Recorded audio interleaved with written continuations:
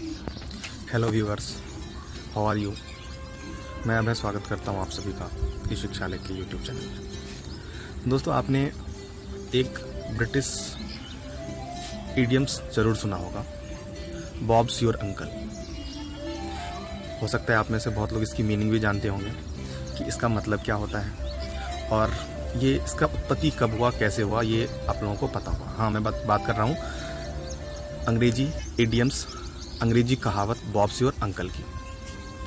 कुछ ऐसा ही टॉपिक आज हमारे देश में बहुत अलग अलग तरीके से देखने को मिल रहा है, तो मैंने सोचा कि क्यों ना इस पे कुछ बातें की जाए आप लोगों के सामने। तो एक वर्ड है नेपोटिज्म। नेपोटिज्म का मतलब होता है the practice among those with power और इन्फ्लुएंस ऑफ फेवरिज्म रिलेटिव्स और friends specially by giving them jobs. अगर ये मीनिंग मैंने ऑक्सफोर्ड डिक्शनरी से लिया है, इसके मतलब से भी आप आसानी से समझ सकते हैं कि नेपोटिज्म क्या है, इसका मतलब क्या है। अगर हम इसके एक सिमिलर वर्ड को देखें नेपोटिज्म के, तो वो है फेवरेटिज्म। अब हम आ जाते हैं हिंदी मीनिंग पे, जो आपको और भी ज़्यादा क्लियर कर देगा। नेपोटिज्म का हिंदी मीनिंग होता है भाई भतीजावाद, यानी स्वजन पक्षपात।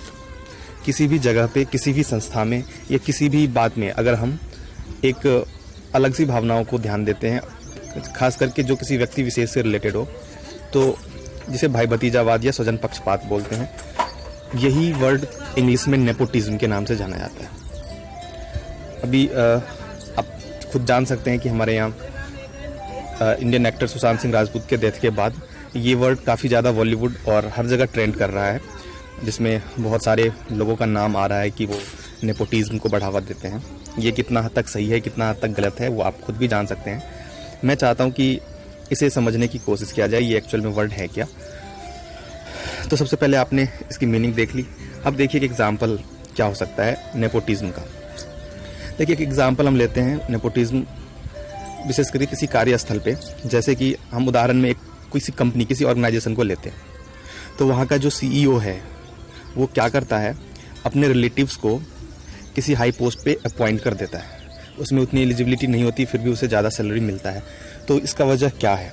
इसका वजह एक सीईओ के द्वारा नेपोटिज्म को फॉलो करना है कि वो अपने प्रभाव से, अपने अनुसार अपने इच्छुक लोगों को काफ़ी हाई पोस्ट पे भी रख सकता है। और ये एग्जाम्पल आजकल हर एक ऑर्गेनाइजेशन में आपको देखने को मिल जाएगा। तो आप एग्जाम्पल के माध्यम से समझ गए होंगे।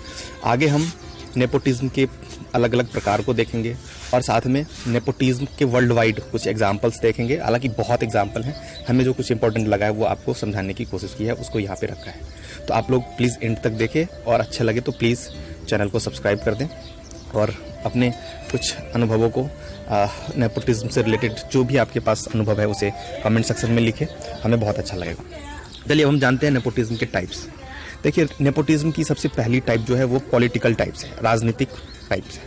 राजनीतिक प्रकार में देखिए क्या होता है कि बिल्कुल सिंपल सा आरोप होता है हर एक राजनीति दल या देश की राजनीति में कि क्या करते हैं, कोई भी शक्तिशाली व्यक्ति जनरली अपने रिश्तेदार को उचित योग्यता के बिना ही उसको शक्ति को बढ़ा देते हैं, उसे हाई लेवल पोस्ट पे दे देते हैं। तो ये राजनीति में फ्रिक्वेंटली देखा जाता है। आपके सामने भी बहुत सारे एग्जाम्पल्स हैं। इवन इंडियन पॉलिटिक्स की बात करें तो वहाँ पे भी बहुत एग्जाम्पल हैं। एक कॉमन सा एग्जाम्पल हम राहुल गांधी जी को भी ले सकते हैं। ठीक है, अगर उनको उस पार्टी में ज़्यादा बढ़ावा मिलता है या उनको ज़्यादा सीनियर पोस्ट मिल रहे हैं, तो एक नेपोटिज्म का ही ये उदाहरण हमेशा से माना जाता आ रहा है। आप लोग ही, आप व्यूअर्स ही इनको मानते हैं कि this is a type of nepotism. तो मैंने राजनीतिक परिप्रेक्ष्य में बताने की कोशिश की। अब हम डिस्कस कर लेते हैं जो मैंने वर्ड बताया था स्टार्टिंग में, बॉब्स योर अंकल। यह एक अंग्रेजी शब्द है, इसकी उत्पत्ति कैसे हुई और इसका मतलब क्या होता है। देखिए, बॉब्स योर अंकल, ये जो ब्रिटिश अंग्रेजी शब्द है, इसकी उत्पत्ति तब हुई जब रॉबर्ट आर्थर टैलबोट, ठीक है, इन्होंने क्या किया, अपने भतीजे को पदोन्नत करवाया। उनका भतीजा का नाम आर्थर बाल्फोर था। हाँ, उनको क्या किया, आयरलैंड के मुख्य सचिव के पद पर नियुक्त कर दिया। हालांकि काफ़ी कम उम्र था उनका, वो इस पद के लायक नहीं थे, फिर भी उन्हें वो पद दे दिया गया। तो तब से ही ये नेपोटिज्म का एक एग्जाम्पल और ये नया word bobs your uncle British dictionary में ऐड कर दिया गया कि देखो किसी व्यक्ति विशेष ने जो पावरफुल है, जिसके पास शक्ति है, उसने शक्ति का कैसे एक गलत वे में इस्तेमाल किया है, जिससे कम योग्यता आदमी को ज़्यादा योग्यता, ज़्यादा इज्जत और ज़्यादा बड़ा पद देना। तो ये एग्जाम्पल ब्रिटिश अंग्रेजी शब्द में जोड़ के बॉब्स और अंकल के साथ देखा गया। तो मैंने स्टार्टिंग में ये वर्ड बताया था, जिससे जुड़े मैंने कुछ तथ्य आपको बताया। अब देखिए दूसरा प्रकार जो होता है वो होता है नेपोटिज्म यानी भाई भतीजेवाद का। दूसरा प्रकार होता है संगठनात्मक। देखिए संगठनात्मक प्रकार में आप किसी भी संगठन को जोड़ सकते हैं। देखिए हमारे आसपास हर एक चीज़ संगठन से ही चलते हैं। कोई छोटे लेवल का ग्रुप या बड़े लेवल का ग्रुप एग्जिस्ट करता है हमेशा। तो नेपोटिज्म संगठनों के भीतर भी हो सकता है, जब कोई व्यक्ति अपने पारिवारिक संबंधों के कारण नियोजित होता है। ठीक है, यह आमतौर पर नियोक्ता और कर्मचारी दोनों की ओर से अनैतिक रूप में देखा जाता है। बहुत संगठनों में भी ऐसा हो चुका है कि अब जैसे कि कांग्रेस एक संगठन है, मैंने पहले भी एग्जाम्पल लिया। देखिए इवन इसके बाद अगर मैं बिहार के लोक जनशक्ति पार्टी है, किसकी रामविलास पासवान जी की उनके लड़के को देखिए, उनको उसमें काफ़ी अहमियत दी जा रही है, उनको बहुत सारे पोस्ट मिल रहे हैं। तो ये तो संगठन में भी वर्चस्व तो देखा ही जा रहा है ना। इसके अलावा और भी बहुत सारे एग्जाम्पल्स हैं, फिल्म इंडस्ट्रीज में भी हैं, कि किसी व्यक्ति विशेष को उसके संबंधी जो अच्छे पोस्ट पे हैं उन्हें उनके द्वारा बढ़ावा मिल करके दूसरों को आसानी से वहाँ पे लाया जाता है। तो ये संगठनात्मक नेपोटिज्म का एक एग्जाम्पल है और जिसको मैंने आपको बताया है। अब हम नेपोटिज्म को जानते हैं, ये भाई भतीजेवाद रोजगार में कैसे काम करता है। देखिए रोजगार, ये भी आप नाम से ही समझ चुके हैं कि रोजगार में भाई भतीजेवाद बहुत ही ज़्यादा चलता है। ठीक है, काम पर नेपोटिज्म का मतलब नौकरी में बढ़े हुए अवसर, नौकरी प्राप्त करना या अन्य समान रूप से स्थित लोगों की तुलना में अधिक भुगतान करना। अगर कोई व्यक्ति जिनकी अंदर ज़्यादा टैलेंट नहीं है, जो काम करने का स्किल नहीं है, फिर भी उनको ज़्यादा पैसे मिल रहे हैं, that is a example of nepotism in employment sector. एक तरफ भाई भतीजावाद स्थिरता और निरंतरता प्रदान करता है। बहुत लोग कहते हैं कि नहीं, अगर कोई एक आदमी पहले से ही वहाँ पे एग्जिस्ट करता था तो उसके फैमिली वाले आ जाएंगे, तो ये एक कॉन्टिन्यूटी शो करता है, स्टेबिलिटी शो करता है। हाँ, ये थोड़ा बहुत सच भी है, लेकिन दूसरी तरफ आलोचक जो हैं वो हमेशा उन अध्ययनों का हवाला देते हैं और गैर संबंधित कर्मचारी के मनोबल और प्रतिबद्धता को कम करते हैं और भाई भतीजेवाद से भरे श्रेष्ठ पदों के प्रति आमतौर पर नकारात्मक रवैया दिखाते रहते हैं। तो ये भी बिल्कुल सही है कि जनरली होता क्या है कि जो भी दूसरे एम्प्लॉई हैं, हाँ, अगर उनके पास उतना टैलेंट है, वो इस लेवल पे काम कर रहे हैं, तो उनको मौका मिलना चाहिए वहाँ पे, ना कि अगर कोई नेपोटिज्म के माध्यम से कोई आदमी जिसका उसमें कोई अपना रिलेटिव या अपने फादर चाचा या कोई ऐसे बड़े पद पे है तो उन्हें मौका मिल जाना चाहिए। ठीक है, तो ये रोज़गार में हमने देखा। देखिए एक फोर्स पत्रिका का आपने नाम जरूर सुना होगा। उनके एक लेख में कहा गया है कि जब कोई निश्चित काम वाले लोगों के लिए शीर्ष पायदान आरक्षित है तो चढ़ने के लिए सीढ़ी नहीं है, कोई सीढ़ी नहीं है।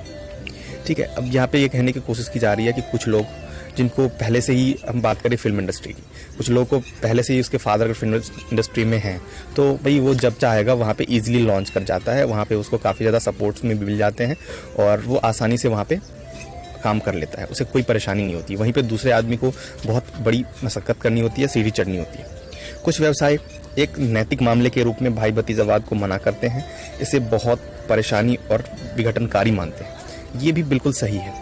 ये नेपोटिज्म का सिद्धांत जो है वो कहीं ना कहीं अगर हम मोरल लेवल पे देखें तो ये सही नहीं है और ये काफ़ी ज़्यादा एक किसी ऑर्गेनाइजेशन में भी, किसी दूसरे पॉलिटिक्स की बात करें वहाँ पे भी, तो दूसरे लोगों के मोराल को डाउन करता है और ये कहीं ना कहीं हानिकारक भी है। फिर भी बहुत सारे एग्जाम्पल हैं हमारे इंडस्ट्री में जहाँ पे नेपोटिज्म फॉलो किया जा रहा है और फिर भी लोग जुड़े हुए हैं उनके साथ। पता नहीं वहाँ पे कुछ भी इस तरह का नहीं होता है, इंटरनली जो भी हो। अब उसके बाद हम जानते हैं मनोरंजन में नेपोटिज्म को। ठीक है, तो मनोरंजन क्षेत्र में भी भाई भतीजावाद कैसे एग्जिस्ट करता है। देखिए राजनीति से बाहर भाई भतीजावाद के आरोप ऐसे मामले में रिश्तेदारों के लिए प्रथम दृष्टता पक्षपात के उदाहरण है। बिल्कुल, अब किसी का कोई रिलेटिव नहीं होगा तो क्यों उस पर कोई ध्यान देगा। ठीक है, तो मनोरंजन में भी ये देखा गया है कि किसी का कोई अगर खुद का सगे संबंधित है तो उस पर वो उसको बढ़ावा देता है, उसके हमेशा उसको प्रमोट किया जाता है, उसे आसानी से लॉन्च किया जाता है, उसको एक अच्छे रूप में फॉर्म किया जाता है। देखिए एक एग्जांपल मैं बतलाऊं, पीटीवी गेट ऑफ की एमटीवी रियलिटी शो की। इसमें क्या हुआ था कि इसके पत्रिका के रूप में जो थे, हाँ, उनके पिता, किसकी बात कर रहा हूँ मैं, पीटीवी गेल्डॉफ की एमटीवी रियलिटी शो की। ठीक है, तो इसमें ये पत्रिका के संपादक थे और उनके पिता जो थे बॉड गेडलॉफ, हाँ, ये उनके पिता की स्वामित्व वाली कंपनी थी। और बस पिता के जाने के बाद ये पीटीवी गेडलॉफ खुद जो है उस रियलिटी शो के मुख्य संपादक बन गए। अब इसको नेपोटिज्म माना गया। बहुत सारे वहाँ पे जो इस MTV रियलिटी शो में काम कर रहे थे या उससे जुड़े लोग थे, उनमें बहुत सारों में ऐसी वो थी, गट्स था, वो एनर्जी था कि वो संपादक के रूप में भूमिका इससे बेहतर निभा सकते थे। लेकिन फिर भी एक पिता के पुत्र ने इसे पदभार संभाला। तो ये एक बहुत ही अच्छा एग्जाम्पल है मनोरंजन क्षेत्र में नेपोटिज्म का। एक और एग्जाम्पल हम बताते हैं हॉलीवुड के कोपोला परिवार की। हॉलीवुड के कोपोला परिवार में कई प्रतिष्ठित फिल्म निर्माता और अभिनेता शामिल हैं, ठीक है, जिसमें सोफिया कोपोला, निकोलस केज, हैं, और जेसन स्वार्ट्जमैन, ये सब नाम आपको बहुत को पता भी होगा, नहीं तो आप इन्हें गूगल करके इनके पता कर सकते हैं, ठीक है। तो इन सब के कैरियर को निर्देशक फ्रांसिस फोर्ड कोपोला ने सहायता के लिए जिम्मेदार ठहराया।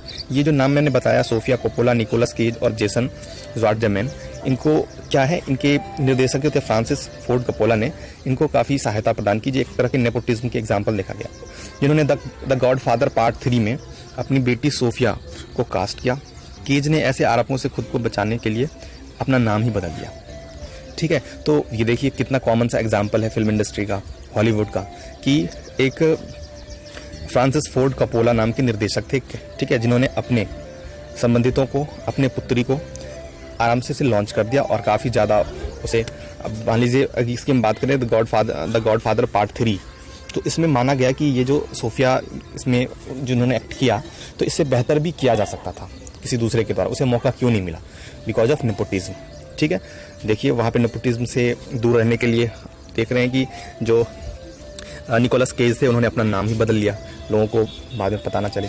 तो बिल्कुल अब मान सकते हैं कि कुछ ऐसे प्रतिभा हैं जो नेपोटिज्म के सिद्धांत की वजह से उनके खुद के टैलेंट को भी क्वेश्चन मार्क लगता है, ठीक है। जैसे मैं एग्जांपल अपने इंडिया के बॉलीवुड की बात करूं तो रणबीर कपूर जी हैं, बहुत अच्छे एक्टर हैं, लेकिन फिर भी उनको नेपोटिज्म का शिकार होना पड़ता है, ठीक है। कपूर फैमिली के दूसरे कलाकार हैं, बिल्कुल उन्हें नेपोटिज्म के तहत बढ़ावा मिल रहा है, लेकिन इसमें कुछ ऐसे भी लोग हैं जिनके अंदर खुद की बहुत अच्छी स्किल है, एक्टर छुपा हुआ है, लेकिन उनको भी ये चीज़ सुनना पड़ता है। तो कहीं ना कहीं नेपोटिज्म की वजह से कुछ लोगों को सच में बहुत ज़्यादा आलोचना सुनना पड़ता है।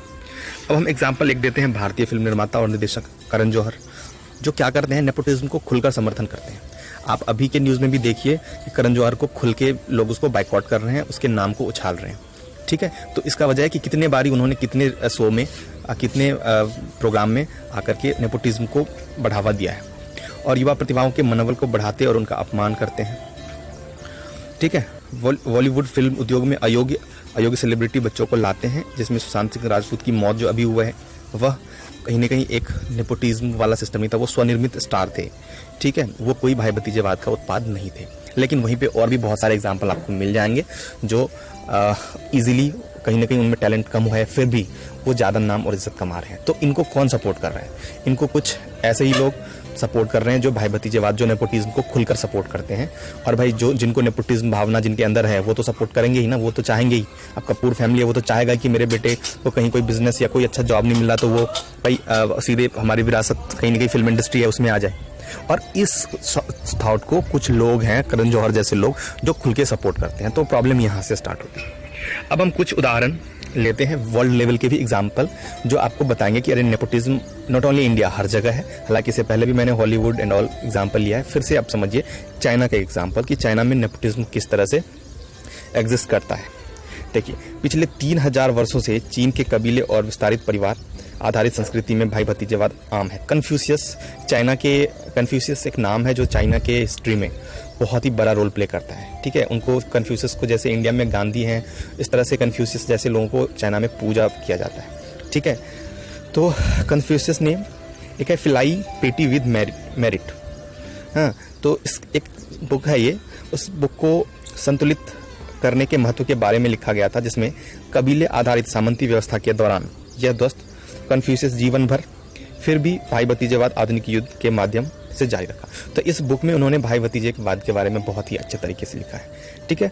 देखिए, फिलाइल पिटी विद मेरिट, यानी कि ये सिद्धांत बहुत पहले से एग्जिस्ट करता है और इस पे बहुत सारी चीज़ें लिखी भी, बुक्स लिखी गई है और भी चीज़ें लिखी गई जिसे आप समझ सकते हैं। देखिए, झांग हुई चाइना का नाम है, हाँ, तो झांग हुई काफ़ी फेमस पर्सनालिटी है चाइना के। उन्होंने अपने चांग ली जुआंगो, अपने चाचा, ठीक है, कि ली जियांगवो, ये भी काफ़ी पॉपुलर नेम है, ली जियांगवो। उन्होंने उनको क्या किया, नेशनल पीपल्स कांग्रेस के वाइस चेयरमैन और महासचिव के हस्तक्षेप के माध्यम से उनके कैरियर को एक्सप्लोर करने में हेल्प किया। और बहुत ही कम उम्र में, 32 साल की उम्र में क्या किया, उन्होंने जीनिंग नगर पालिका अस्थायी समिति का सदस्य और सचिव बना दिया गया। तो देखिए, काफ़ी कम उम्र में ज़रूर वहाँ पे बहुत सारे एक्सपीरियंस पर्सन होंगे जो सचिव बनने के लायक होंगे, लेकिन ऐसा नहीं हुआ। ये जो झांग हुई हैं, उन्होंने अपने, ठीक है, उनको उनके चाचा ली जियांगवो के द्वारा ऐसा किया गया। तो बिल्कुल इसे एक एज एग्जाम्पल ऑफ नेपोटिज्म देखा गया और हमेशा से इस पे लोगों ने आलोचना भी किया। उसके बाद हम फ्रांस की बात करते हैं। फ्रांस में अक्टूबर 2009 में क्या हुआ, ठीक है, जो फ्रांसीसी गणराज्य के राष्ट्रपति निकोलस सरकोजी थे, उसने अपने दूसरे बेटे जीन सरकोजी को उच्च शिक्षा की डिग्री और पेशेवर अनुभव की कमी की वजह से उसे क्या कर दिया, EPAD प्राधिकरण का निर्देशक बना दिया। ठीक है, इसे भी बहुत ही ज़्यादा देखा गया। देखिए, निकोलस जो सरकोजी हैं काफ़ी फेमस पर्सनालिटी हैं फ्रांस के, ठीक है। आप बिल्कुल जिस मैं नाम कह रहा हूँ उनके बारे में गूगल करके देख सकते हैं। उनसे जुड़े कुछ भी आपको मालूम हो तो प्लीज़ हमें कमेंट करके बताइए, ठीक है। तो ये निकोलस सरकोजी भी अपने दूसरे बेटे के साथ इस तरह का काम किया, जो एक नेपोटिज्म का एग्जाम्पल है, ठीक है। न्यू में उन्हें न्यूली सुरसीन का क्षेत्रीय पार्षद चुना गया, हाँ, जिसके पिता पूर्व में मेयर रह चुके थे। देखिए, यहाँ पे भी अगर किसी के फादर पूर्व में मेयर रह चुके हैं तो उनको जो है सो क्षेत्रीय पार्षद चुना जा रहा है। तो this is also example of nepotism of France. अब हम आ जाते हैं अपने देश भारत पे। हमारे प्यारे भारत में भी बहुत सारे नेपोटिज्म, भाई भतीजेवाद एक तरह से भ्रष्टाचार के रूप में फैलता है, जो सरकारी और निजी दोनों नौकरियों में चलता है। इसके अलावा राजनीतिक, न्यायपालिका, व्यवसाय और फिल्म उद्योग में भी नेपोटिज्म आम बात हो चुकी है, ठीक है। यह धार्मिक मंडल, कला, उद्योग और अन्य प्रकार के संगठनों में भी चलता है। संसद और विभिन्न विधानसभाओं के कई सदस्यों की पीढ़ियों से अपने रिश्तेदारों को निर्वाचन क्षेत्रों में आवंटन की लंबी विरासत रही है। आप लोग, मैं भारत के नाम लेते ही आप लोगों के मन में हजारों एग्जाम्पल्स आ चुके होंगे। उनमें से कुछ एग्जाम्पल्स को मैं बता करके आप लोगों को समझाना चाहता हूँ, ठीक है। अब बहुत सारे एग्जाम्पल्स हैं इंडिया में खास करके, तो सबको पता भी है हम कितनी बार इनकी खुल के आलोचना भी करते हैं। अब हम जानते हैं कि उच्च न्यायालयों और सर्वोच्च न्यायालयों के कई न्यायाधीश और अधिवक्ता हैं जो कथित रूप से जातिवाद और भाई भतीजावाद के पक्षपात करने के लिए उन पर ब्लेम किया जाता है, उनको ऐसा माना जाता है। तो वो भी एक प्रेशर में आकर के, और दूसरी ये जो नेपोटिज्म है उसको बढ़ावा दे करके इस तरह का काम करते हैं। तो इसे हम लोकतांत्रिक नियुक्ति प्रक्रिया बोल सकते हैं, ठीक है। उसके बाद हम एक एग्जाम्पल की बात करें तो विभिन्न न्यायिक सेवा परीक्षा भी बदनाम है इनके लिए। ऐसा तो माना जाता है कि गवर्नमेंट जॉब में पहले नेपोटिज्म बहुत ज़्यादा चलता था। बजाज परिवार से संबंधित, बिरला परिवार से संबंधित भी बहुत सारे ऐसे एग्जाम्पल्स हैं जहाँ पे नेपोटिज्म को बढ़ावा दिया गया है। मेरे कहने का मतलब ये है कि किसी अच्छे पर्सनालिटी ने अपने से जुड़े अपने रिलेटिव्स को सीधे अपॉइंट कर दिया है, उसमें उतना टैलेंट हो ना हो कोई फ़र्क नहीं पड़ता। कपूर फैमिली की अगर हम बात करें फिल्म इंडस्ट्री में, तो बहुत सारे एग्जाम्पल्स मैंने पहले भी बताए हैं, और देखिए बहुत सारे आपको एग्जाम्पल्स मिल जाएंगे जिनको कोई काम ना मिले तो चलो भाई फिल्म इंडस्ट्री में काम उनको मिलेगा ही मिलेगा, और वो यहाँ पे आके सक्सेस हो रहे हैं, ठीक है। क्योंकि उनको नेपोटिज्म को सिद्धांत देने वाले आदमी बहुत सारे पड़े हैं बॉलीवुड में, जो उनको प्रमोट करते हैं, उनका सपोर्ट करते हैं, और उनके खुद के परिवार तो साथ हैं ही, ठीक है। इसके अलावा राजनीति में भी देखिए वंशवाद कायम है इंडिया में। बहुत सारे ऐसे पार्टी का मैंने इस पे पहले भी 2-3 एग्जाम्पल बता दिया है। तो वहाँ पे भी अगर फादर है अच्छे पोस्ट पे तो उसका बेटा भी उस पोस्ट पे आ जाएगा आसानी से, ठीक है। बिल्कुल, मैंने पहले ही कांग्रेस पार्टी का, भारतीय कांग्रेस, राष्ट्रीय कांग्रेस का नाम बता दिया, ठीक है। जवाहरलाल नेहरू, इंदिरा गांधी, राजीव गांधी के वंशज श्री राहुल गांधी जी हैं। तो ये भी एक बहुत ही अच्छा एग्जाम्पल है नेपोटिज्म के, कि भाई परिवारवाद, भाई भतीजेवाद को कैसे बढ़ावा दिया जा रहा है, ठीक है। 1999 के बाद के आंकड़ों से पता लगता है कि कांग्रेस के पास 36 वंशवादी सांसद लोकसभा के लिए चुने गए। ये बहुत सबसे बड़ा नंबर है इंडिया में, कि अपने परिवार से रिलेटेड वंशवादी सांसद को टोटल 36 मौका दिया गया। क्रिकेट का एक काफ़ी अत्यधिक लोकप्रिय खेल है, जिसमें भी नेपोटिज्म से रिलेटेड कितने एग्जाम्पल्स देखने को मिले हैं, ठीक है। इसमें मैं 2 नाम, बहुत सारे नेम हैं, जिसमें स्टुअर्ट बिनी के बारे में बहुत बार नेपोटिज्म उनके साथ जोड़ा गया। रोहन गावस्कर जो हैं, जो सुनील गावस्कर के बेटे हैं, उनको भी नेपोटिज्म से जोड़ा गया। थोड़ा बहुत सचिन तेंदुलकर के जो लड़के हैं, अर्जुन तेंदुलकर, उनके बारे में भी आलोचना की जाती है कि इन्हें तो वही खेल में वैसे भी काफ़ी ज़्यादा बढ़ावा मिलेगा, इनको कहीं ना कहीं आलोचना या नेपोटिज्म से जोड़ा जाता है। ठीक है, मैं पर्सनल अगर मैं बात करूं तो रोहन जो भी हैं, अर्जुन तेंदुलकर, मैं उनके क्रिकेट को देखा हूं कितने बारी, तो मुझे बहुत अच्छे लगे हैं। और मेरा पर्सनल ऐसा विचार नहीं है कि उन्हें नेपोटिज्म से जोड़ा जाए, और फिर भी जोड़ा जाता है। गृहमंत्री अमित शाह के बेटे, जिनको BCCI सचिव नियुक्त किया गया, that is a very common example of nepotism in India. ठीक है, उसके बाद हम आप अंतिम पड़ाव में आ चुके हैं, नेपोटिज्म और क्रेनोनिज्म। ये दो वर्ड हैं, इस दोनों में थोड़ा थोड़ा डिफरेंस है, वो क्या है वो जानिए।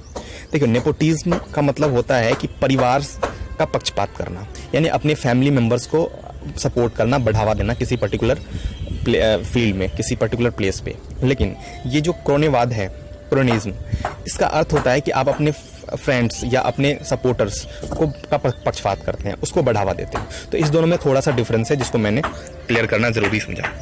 ठीक है, तो अंत में मैं बता दूं कि ये जो मैंने वीडियो बनाया है वो कहीं ना कहीं कोई पॉलिटिकल थॉट और पॉलिटिकल ज़्यादा व्यू हमें नहीं रखा है। इसे हमने किसी को हर्ट करने के माइंडसेट से नहीं बनाया है। ये बिल्कुल मैंने नेपोटिज्म क्या है इसकी परिभाषा देखा, उसके बाद इसके कुछ प्रकार और एग्जाम्पल्स देखे। ठीक है, जो पर्सनल मेरे अपने ओपिनियंस हैं, जिसको मैंने इंटरनेट के माध्यम से इकट्ठा किया है, किसी दूसरे बुक्स के रेफरेंस से इकट्ठा कर लिया है। ठीक है, और आपके सामने रखा है। चलिए, थैंक यू फॉर वॉचिंग। अगर आपको अच्छा लगे तो please subscribe this channel. Good day.